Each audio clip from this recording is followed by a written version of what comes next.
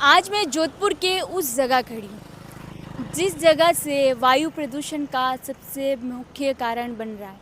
जोधपुर का रिको industrial area, जहाँ से छोटी से लेके बड़ी फैक्ट्रियाँ जहरीली गैसें और धुआं छोड़ रही है।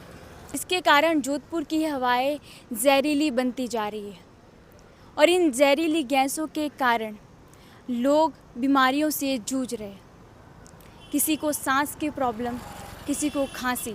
आगे हम आपको बताएंगे कि ये फैक्ट्रियाँ जो अपना कच्चा माल पदार्थ बनाने के बाद जो कच्चा पदार्थ माल बच जाता है, वो यहाँ जैसा कि मैं आपको बताऊंगी किस तरीके से दूर दूर से पूरा कचरा यहाँ फेंका जाता है।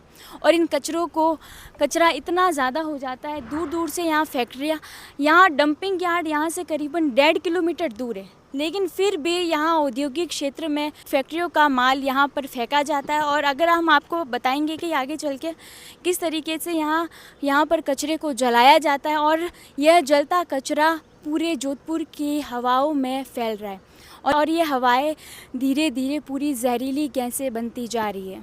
और इन जहरीली गैसों से अगर हम आगे की बात करें तो अगर इन पर रोक नहीं लगाई जाएगी तो धीरे धीरे ये गैसें इतनी जहरीली बन जाएगी कि लोग यहाँ पर रह भी नहीं पाएंगे, रहना भी मुश्किल हो पाएगा।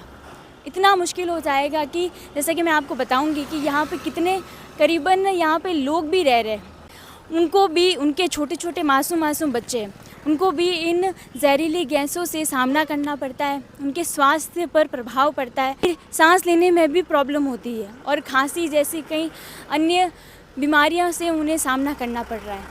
अगर वायु प्रदूषण के उपायों के बावजूद फैक्ट्रियाँ अगर वायु प्रदूषण के नियमों का पालन नहीं करती है तो सख्त से सख्त कार्रवाई भी की जानी चाहिए।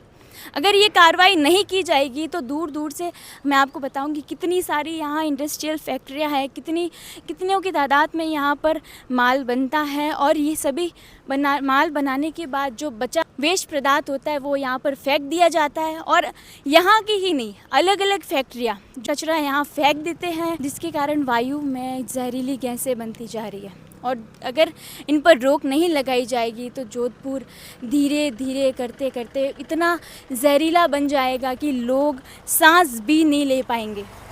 आपका क्या कहना है? अगर इन पर रोक लगानी चाहिए, अगर रोक नहीं लगाएंगे तो यहाँ पर लोग रह पाएंगे या नहीं रह पाएंगे? और ऐसी ही पल पल की अपडेट्स के लिए द खटक के साथ जुड़े रहिए।